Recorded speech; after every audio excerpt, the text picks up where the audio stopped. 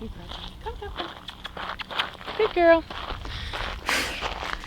Okay, so I'm trying something new.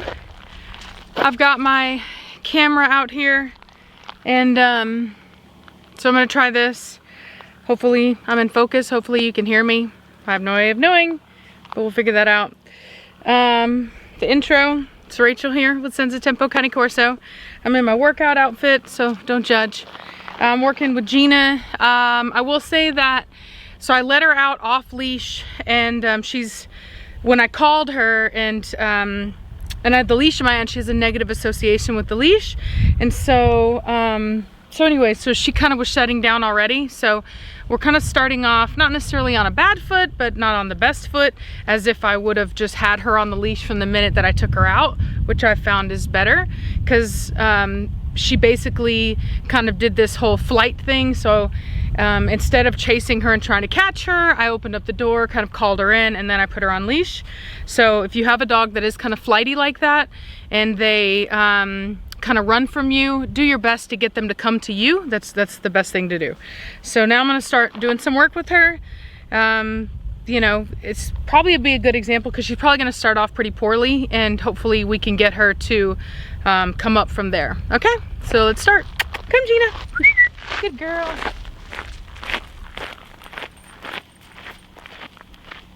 What a good girl you are.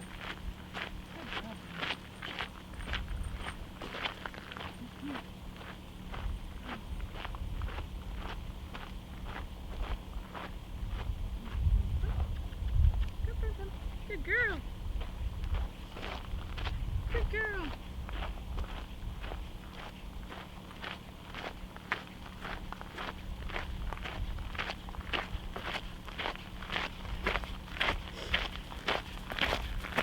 Good girl. So I did notice that whenever I take her down to the very end, that she has a tendency to want to lay down. She created a habit out of laying down at the very end of the driveway. So I actually stopped short to prevent that behavior from happening. So what I'm gonna do this time is go all the way to the end, see if she does lay down. If she does, that's fine. I'm gonna not acknowledge it, and we'll just move past it. And then what we're gonna do is we're just going to do different variables up and down. That way she's not creating a pattern of feeling that she needs to lay down, okay?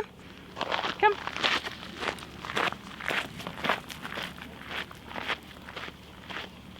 Good girl, Gina. Good girl. Good girl.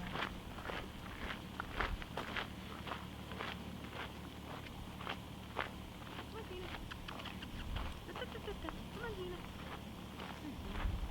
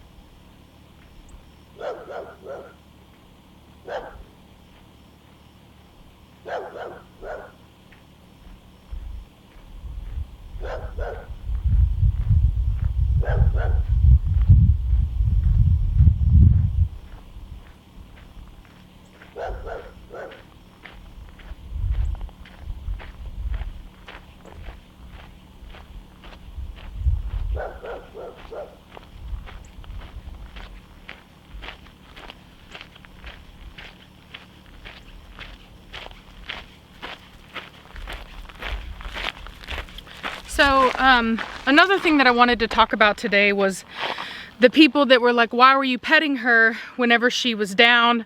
I even had some people that were like trying to lecture me on it. Trying to lecture me on training is a good way to get your comment removed and your account banned. If you want to be a dog trainer, you're more than welcome to, but I'm not, you know, this isn't the platform for it. I'm not going to be lectured to.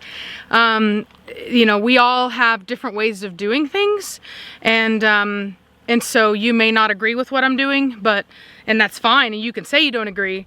But like I said, if you're gonna sit here and kind of get up on your soapbox and in a way kind of advertise yourself and talk, you know, it's just, some people are just like that, and I really don't have the patience for it, nor do I want that advice to get in the way of what I'm doing. You know what I mean? There's very few areas where somebody's teaching something and then there's somebody in the background saying, actually, no, that's not accurate. You should really be doing this. It's like, if you want to teach people, YouTube is free. Feel free to start your own channel.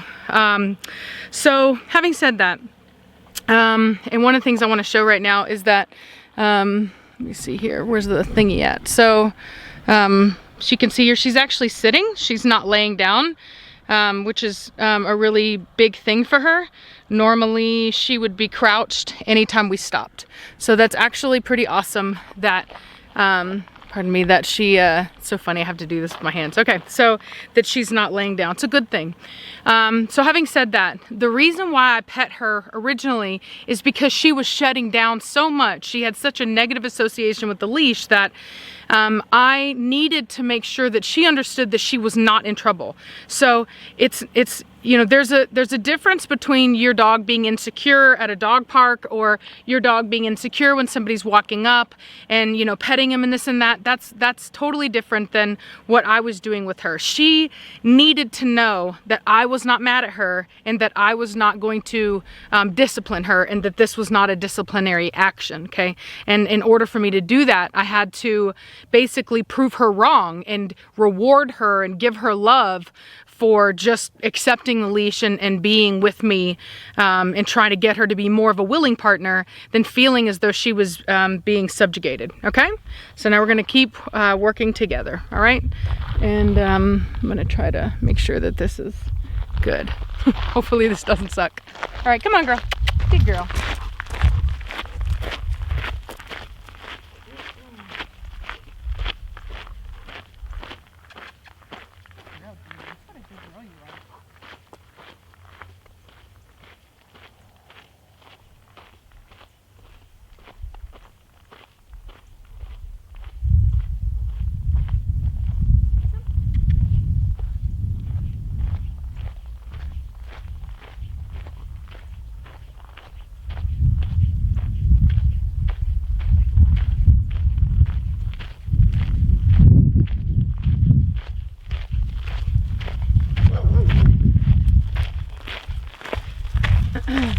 So now what I'm going to do is I'm actually going to do a little bit of walking in between the buckets over there. They have been a little bit of a scary thing for her. She doesn't quite know them, and I also want her to be used to being on the leash with me in other areas than just walking up and down that path. Okay? Come, Gina. Come on. Come on, Gina. Good girl. What a good girl you are.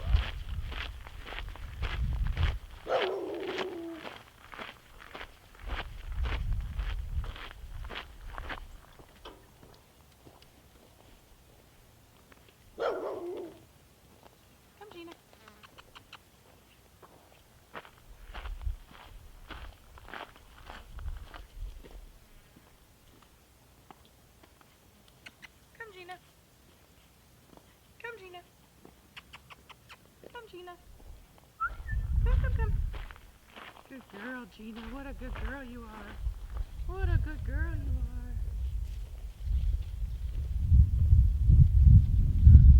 Come on, Gina.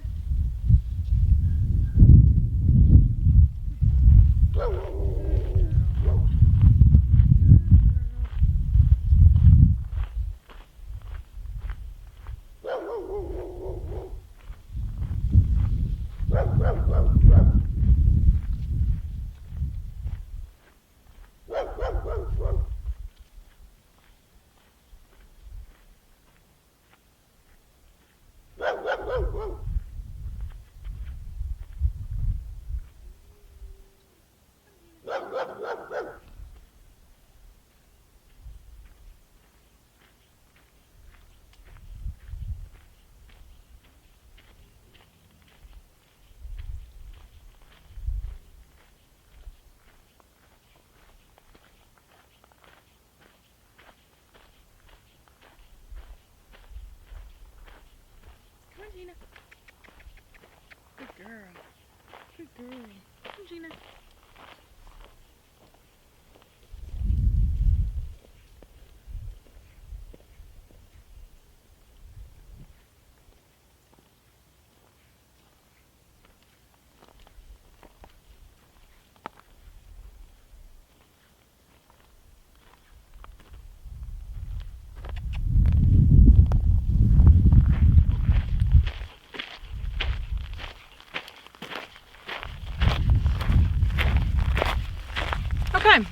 she did really well. One of the things that I noticed is that she did want to try to lay down, and she does have a tendency to kind of she doesn't really want to walk away, and so like she'll walk better coming forward than she will going out. She really isn't so much scared of the leash so much now. She's just being more reluctant about wanting to participate, and I think she's kind of pushing a little bit of a boundary with me right now, because as she is less afraid of me disciplining her or giving a correction with a leash, she's really kind of almost like testing the waters and seeing what's going to happen if she does, like if she isn't with me on the walk. And so she's kind of walking slow and at the end of the leash, and then whenever there's a little tension on it, she kind of looks at me like, well, what are you gonna do? And so I'm ignoring this right now. It's not important to me that she sit right by me, that she heel right next to me. None of that really matters to me right now. The only thing that matters is that she just walks with me, accepts the leash, and isn't freaking out the whole time. That's really where I want to get with her, and then we can work on her leash manners after she's more accustomed to just being on the leash. Another thing that I would like to do with her, and I was going to do it, but my phone didn't have enough battery, and I don't have, this vehicle that I'm in doesn't have a USB for charging, so, and I don't have the little volt, whatever thing is, the car volt thing. And so anyway, I'm charging my battery right now on my phone. Hopefully I can get it charged up enough to where I can take her out on some trails and just walk her, because I do think that being distracted by nature and other things and not being here at home is going to do a lot with me to be able to work on her manners, because as it stands, she's kind of used to kind of freaking out here, and a lot of it is more habit than anything. And so she needs to have a distraction. That way I can start to work with her on the leash and her not to be so sensitive about the leash corrections. Some people would say, well, has this dog been abused? I know a lot of people that get rescue dogs with the temperament like this, and they're like, oh, my dog was abused, clearly, and that's actually not the case. Just because a dog acts afraid and acts terrified of things doesn't mean that they were ever harmed by those things. Sometimes they just have a sensitive temperament, and so she just, from what I can see, has a sensitive temperament right now, and she hasn't had anything to kind of help her get out of that. No confidence, no nothing. So I'm trying to do that now. We'll see how far it gets her. We'll see if we can get her out of this. We may not be able to, but we may. And so a lot of her ability to stay here is going to depend on how quickly and how well she's able to come out of this and stay out of it, okay? I will say that just in the time that I've worked with her, I have seen that she actually seems to be doing quite well. So it is a definite bonus in that regard. And yeah, so I'm going to do one more round with her, and I'm going to check and make sure I'm still recording.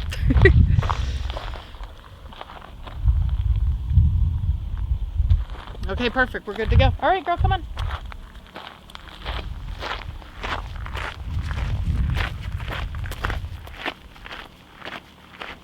Girl.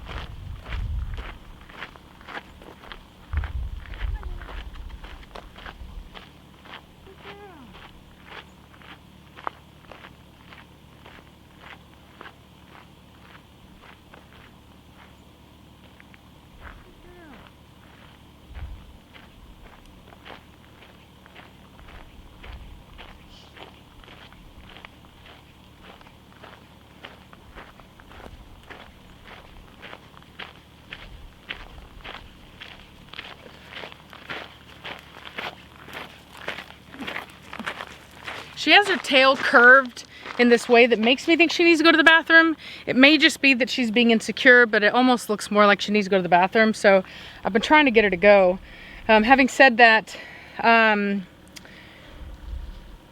it may just be insecurity, but it looks almost like she needs to go to the bathroom. And so I'm gonna try to see if I can't get her to go, but we'll see what happens. Come on.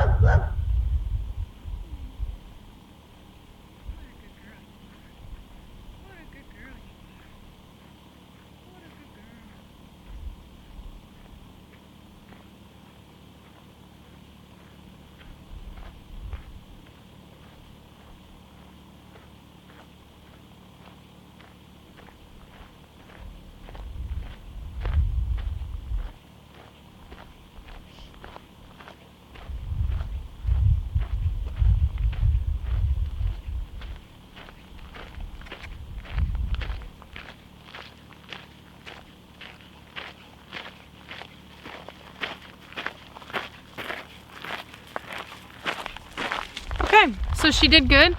I don't know if you noticed, but, or if you could even see it based on the camera angle, but after she kind of laid down over there, I did give her a little bit of love. She has a tendency to want to put her head down, so I made sure to bring her head up to look at me, to kind of give her some love. And I don't know if you noticed, but she actually stayed with me better that time. She wasn't kind of hanging back on the leash so much. So as you can see, that kind of affection is actually working out well and is a good thing for her. So now what I'm gonna do is I'm actually gonna take her to a park and really just kind of spend some time with her and kind of have a positive association with me, with the leash, that does not just include being here and doing this general training, right? Like, we want to kind of add some fun to it for her and some variety. So that's what I'm gonna do. And we'll see how she does. Hopefully I can get some video of that for you guys. Okay? So anyway, I'll talk at you later. Bye.